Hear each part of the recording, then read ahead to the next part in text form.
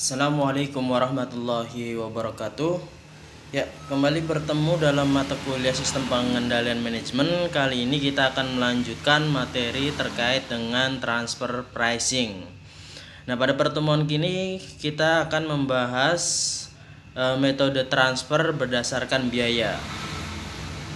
Nah, metode transfer berdasarkan biaya ini dapat digunakan jika terdapat kondisi-kondisi sebagai berikut. Yang pertama, pada pasar kompetitif tidak tersedia informasi harga jual produk yang ditransfer. Keadaan ini timbul jika produk yang ditransfer merupakan produk yang belum selesai sehingga tidak diperjualbelikan di pasar. Kemudian yang kedua, yaitu kesulitan dalam penentuan harga jual yang disebabkan oleh perselisihan antar manajer divisi. Dan yang ketiga adalah jika produk yang ditransfer itu mengandung formula atau proses rahasia sehingga tidak diinginkan untuk diungkapkan pada pihak lain. Nah, penentuan harga transfer ditentukan sebesar biaya kemudian ditambah laba sehingga akan ada dua keputusan penting. Yang pertama yaitu komponen biaya yang diperhitungkan ke dalam harga transfer. Kemudian yang kedua adalah komponen laba yang diperhitungkan dalam harga transfer. Jadi biaya plus labanya ya. Nah, di sini dasar penentuan harga transfer itu kita bisa menggunakan biaya sesungguhnya dan biaya standar ya. Biaya sesungguhnya mau biaya standar bisa menggunakan biaya penuh ya. Biaya penuh itu berarti kita menggunakan biaya variabel dan biaya tetap ya. Kemudian juga atau kita hanya menggunakan biaya variabel saja ya, atau kita bisa menggunakan biaya variabel saja. Jadi biaya sesungguhnya biaya yang terjadi ketika waktu produksi ya, atau biaya standar ya. Biaya standar biaya yang ditetapkan oleh perusahaan, yang ditetapkan sebagai standar perusahaan untuk memproduksi suatu produk. Nah, harga transfer berdasarkan biaya sesungguhnya, alasan sebagai dasar penentuan harga transfer diantaranya yaitu biaya sesungguhnya dapat ditentukan dengan relatif pasti. Kemudian data biaya sesungguhnya dapat mudah disediakan dan dapat digunakan oleh perusahaan yang menggunakan sistem akuntansi biaya sesungguhnya maupun yang menggunakan sistem akuntansi biaya yang ditentukan di muka. Kemudian dapat meniadakan perlunya penentuan harga pasar produk yang sifatnya unik dan khusus. Harga transfer berdasarkan biaya sesungguhnya mudah dipahami dan dikelola. Kemudian dapat diterapkan pada organisasi nirlaba. Jadi tidak hanya pada organisasi profit, organisasi nirlaba juga bisa menggunakan ini sebagai penentu harga transfer. Kelemahan harga transfer berdasarkan biaya sesungguhnya, yang pertama yaitu tidak mendorong divisi penjual bekerja efisien. Kemudian divisi pembeli dibebani ketidakefisien divisi penjual ya.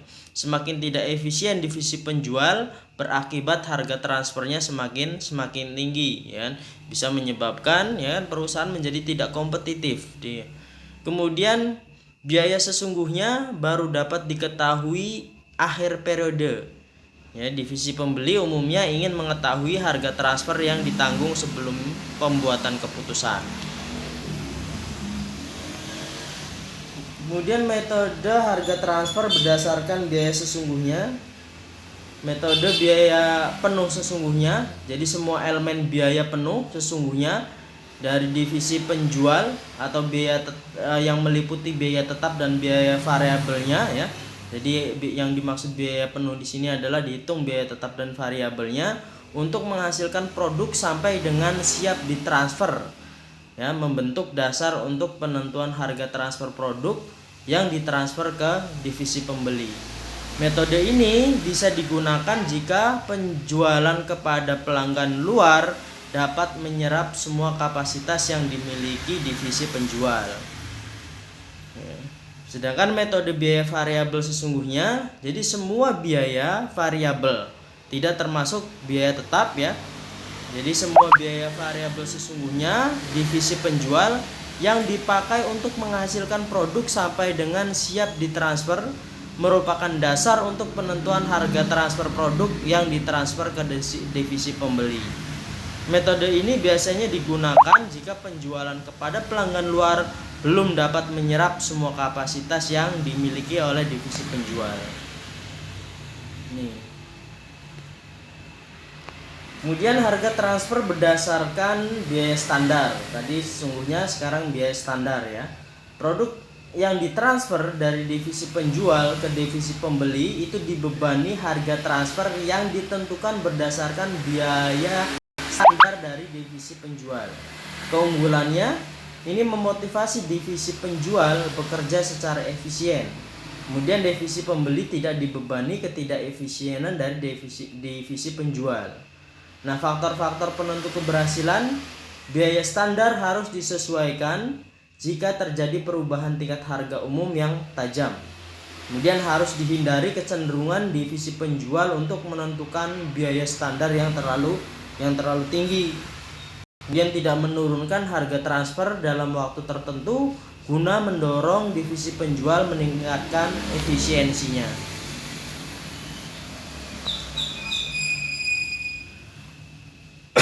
Nah, metode biaya standar ini juga sama seperti biaya itu ya, biaya penuh ya, biaya sesungguhnya. Di sini ada metode biaya penuh standar ya. Jadi semua elemen biaya penuh standar dari divisi penjual, baik itu biaya tetap maupun biaya variabel, untuk menghasilkan produk sampai dengan siap ditransfer, membentuk dasar untuk penentuan harga transfer produk yang ditransfer kepada divisi pembelinya. Jadi biaya standar meliputi biaya tetap dan biaya variabel. Metode ini biasanya digunakan jika penjualan kepada pelanggan luar dapat menyerap semua kapasitas yang dimiliki divisi penjual. Kemudian yang kedua yaitu metode biaya variabel standar. Ya, jadi semua biaya variabel standar dari divisi penjual yang dipakai untuk menghasilkan produk sampai dengan siap ditransfer merupakan dasar untuk penentuan harga transfer produk yang ditransfer ke divisi pembeli. Metode ini biasanya digunakan jika penjualan kepada pelanggan luar belum dapat menyerap semua kapasitas yang dimiliki divisi penjual. Nah, ini komponen laba ya, dasar penentuan tingkat laba berdasarkan persentase biaya ya. Yang pertama, jadi penentuan labanya berdasarkan persentase dari biayanya. Ini mudah digunakan namun tidak mempertimbangkan investasi yang digunakan oleh divisi penjual untuk menghasilkan produk yang ditransfer. Kemudian yang kedua yaitu berdasarkan return atas investasi. Jadi selain labanya di sini sudah memperhitungkan investasi divisi penjual, namun sulit menentukan besarnya investasi yang layak diperhitungkan. Yang harus diperhitungkan ya.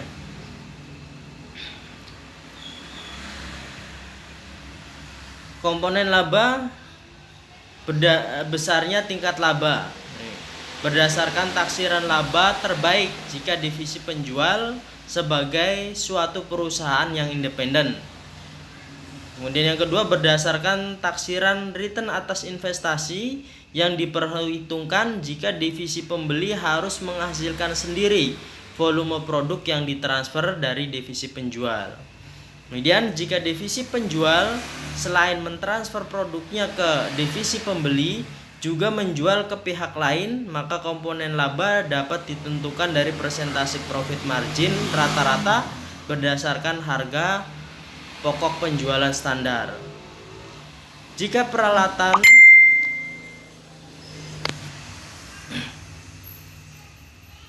peralatan dan metode pengolahan produk yang digunakan oleh divisi penjual sama dengan yang digunakan pihak lain, maka komponen laba dapat ditentukan sebesar profit margin perusahaan lain.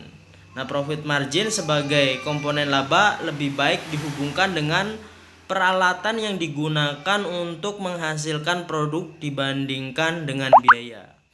Nah, jika divisi penjual tidak menjual produknya pada pihak luar dan pemasok luar tidak dapat dibandingkan dengan divisi penjual, maka dapat digunakan taksiran profit margin yang kompetitif sebagai komponen laba. Nah, penerapan metode biaya ditambah laba. Jika komponen laba ditentukan berdasarkan biaya, besarnya harga transfer berdasarkan biaya ditambah laba dapat digunakan beberapa metode berikut. Yang pertama, metode biaya penuh sesungguhnya ditambah laba, kemudian metode biaya variabel sesungguhnya ditambah laba, dan metode biaya penuh standar ditambah laba, dan yang terakhir adalah metode biaya variabel standar ditambahkan labanya. Nih ya, ada 4 metode yang bisa digunakan dalam metode biaya. Nah, penentuan harga jasa korporat. Jasa dari kantor pusat yang di luar kendali divisi ada 2 masalah utama. Yang pertama adalah biaya kantor pusat dialokasikan kepada setiap divisinya. Alasannya, manajer divisi wajib membayar jasa dari kantor pusat karena divisi cenderung memanfaatkan jasa tersebut. Jika harus membayar, maka manajer divisi dapat menekan biaya tersebut melalui keluhan. Laba divisi harus lebih realistik dan dapat diperbandingkan dengan perusahaan luar. Kemudian biaya dari kantor pusat tidak perlu dialokasikan ke setiap divisi karena alokasi biaya tersebut tidak dapat dikendalikan oleh manajer divisi sehingga tidak dapat mencerminkan prestasi dari manajernya. Nah, penentuan harga jasa korporatnya, sebagian jasa dapat dikendalikan divisi. Setiap divisi harus membayar biaya variabel atas jasa dari kantor pusat yang jumlahnya dapat mereka kendalikan.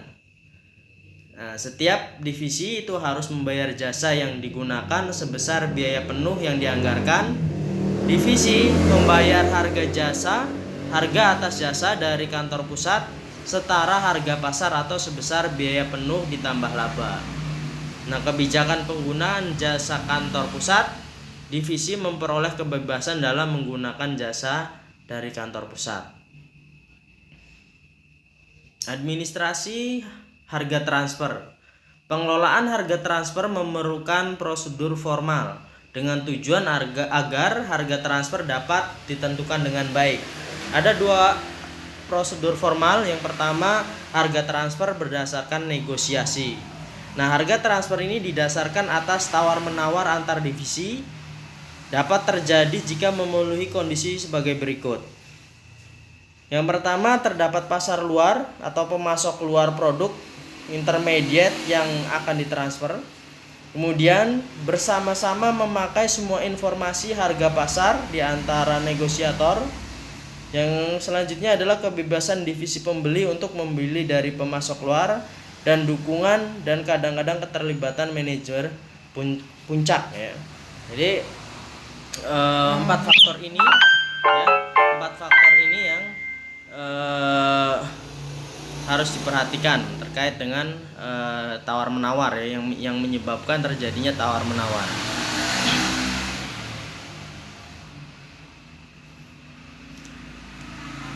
Kemudian kelemahan harga transfer berdasarkan negosiasi. Metode negosiasi ini memerlukan waktu perundingan antar manajemen divisi yang lama. Kemudian metode ini cenderung menimbulkan konflik atau perselisihan antar divisi ya. Karena terkadang negosiasi tidak menemui kesepakatan ya. Kemudian pada metode ini pengukuran kemampuan laba divisi sangat peka terhadap keahlian tawar-menawar antar manajemen. Metode ini memerlukan waktu manajemen kantor pusat yang banyak untuk mengamati proses negosiasi dan sebagai mediator jika diperlukan. Nah, metode ini dapat mengakibatkan produktivitas yang rendah jika harga transfer negosiasi tidak memuaskan manajer divisi. Klasifikasi produk. Jika transfer produk antar divisi jumlahnya sangat banyak, namun harga pembanding di luar tidak ada, sehingga penerapan negosiasi harga menjadi terbatas. maka kantor pusat akan menentukan peraturan pengadaan dan harga transfer antar divisi sebagai berikut. 1. Produk digolongkan ke dalam 2 golongan, yaitu produk golongan 1 karakteristiknya tingkat produksinya besar, tidak ada sumber pengadaan di luar perusahaan, kemudian mutu dan sifat kerahasiaan perlu dikendalikan dengan ketat. Nah, ini kemudian juga dibagi menjadi 2 ya. Golongan 1A yang meliputi produk yang harga pasarnya tidak tersedia di luar perusahaan. Harga transfer golongan ini ditetapkan berdasarkan biaya ditambah laba standar. Kemudian golongan 1B meliputi semua produk yang harga pasarnya tersedia di luar perusahaan.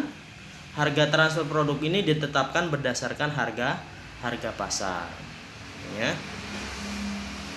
Kemudian produk golongan 2 yang karakteristiknya adalah produk yang dapat diproduksi di luar perusahaan.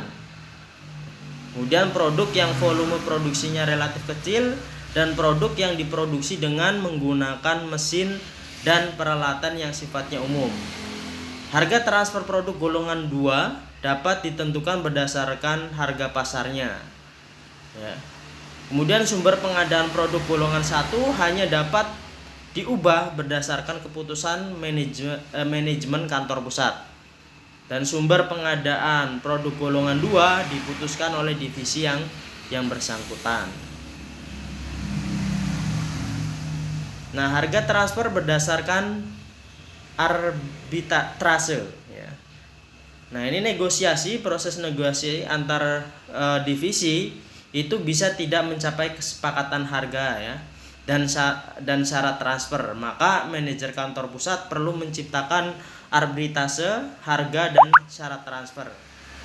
Harga transfer arbitrase adalah harga transfer yang ditentukan oleh eksekutif atau badan lain yang ditugasi untuk mengarbitrase harga transfer setelah orang atau badan tersebut berdialog dengan para manajer yang bersangkutan. Jadi bisa dilakukan oleh kantor pusat atau membuat badan tersendiri atau departemen sendiri yang berkaitan dengan arbitrase. Jadi departemen ini berfungsi untuk menengahi apabila proses negosiasi tidak mencapai kesepakatan. Jika sangat diperlukan, perusahaan dapat membentuk komite arbitrase yang mempunyai tanggung jawab menyelesaikan perselisihan harga transfer, kemudian menelaah kembali perubahan sumber pengadaan. Ya, jika diperlukan mengubah aturan-aturan terkait dengan penentuan harga transfer. Nah, ini ya materi terkait dengan transfer pricing ya. Ada berbagai metode sesuai dengan kondisi dalam perusahaan ya. Apakah ditentukan berdasarkan harga pasar atau dengan berdasarkan metode biaya atau menggunakan cara negosiasi. Nah, itu saja materi yang bisa saya sampaikan. Terima kasih. Assalamualaikum warahmatullahi wabarakatuh.